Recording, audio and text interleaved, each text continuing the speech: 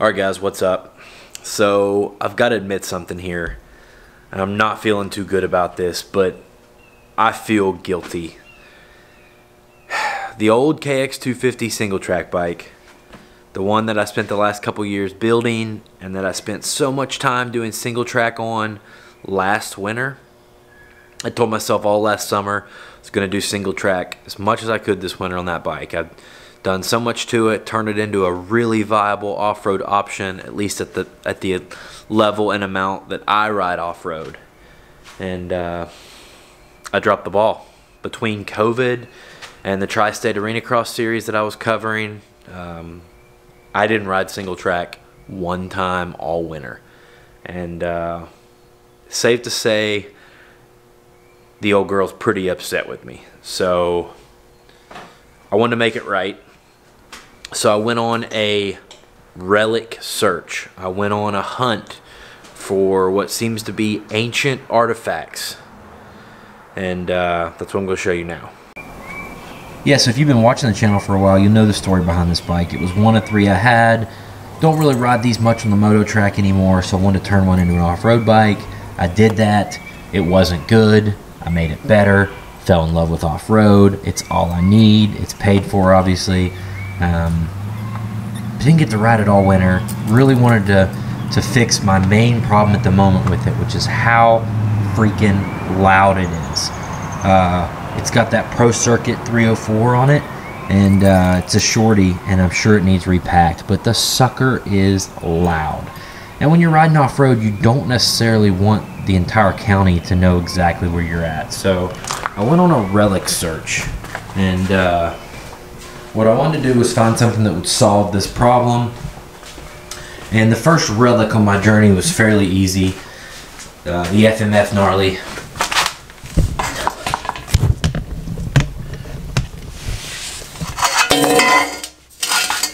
I was just able to straight up order this. It was in stock. It's FMF part number 022053. You guys know the Gnarly is made of a thicker gauge steel. So, and it's also in a lot better shape than my works pipe that's on there. So I figured that'll give me time to clean up the works pipe, and maybe I'll put it on a different bike or something. So yeah, I got the Gnarly, but here's my problem, where I ran into my problem. So this was this was a good while ago. I ordered this Gnarly, and I also ordered the FMF Q2 silencer. Yeah, so I wanted to go ahead and order the Q2 because I know that two-stroke stuff, especially Cali two-stroke stuff, is really sketchy. You never know when it's going to be made or when it's going to be discontinued or anything. So I ordered the Q2, and it was on back order forever. I ordered it in May of last year. No, I ordered it in March of last year, and it was on back order, and they said that it would be available in May. May came and went, June came and went.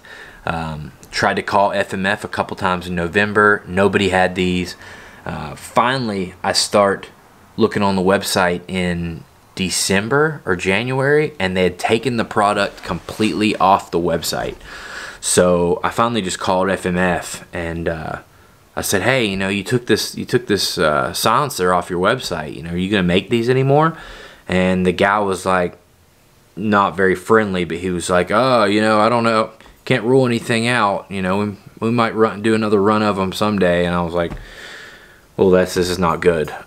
So I got on eBay, and I found a used one that's supposed to have one little dent in it, or a little scratch or something, and it was not quite retail, about the same as a little bit over dealer cost or something, so nothing crazy. But it's here, so let's take a look at it together.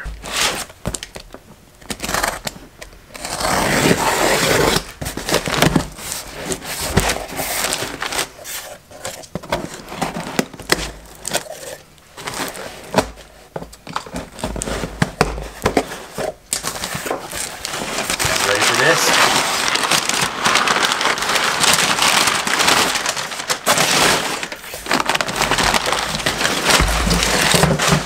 I think I said Q2 earlier, and I think what I meant was Q Stealth.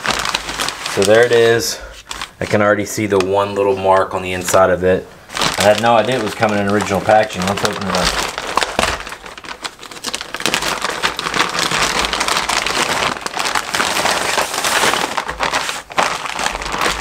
check that out. Comes with the original sticker, original thing. So truly,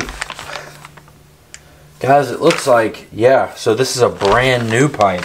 I thought this was used, but it's clearly brand new with just a couple little marks, which, you know, I don't care. You can buy these stickers, and this will be marked up a lot worse than this shortly after I mount it up. That 304 is so loud. I'm going to start up the bike with the 304 on it, and I'm going to start up this bike, the bike with this on it, and show you guys the sound difference.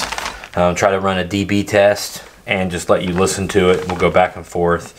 But it says BOM technology enabled, sound compliant, nature approved. So I guess it's spark arrestor and everything already in it. So it looks sweet.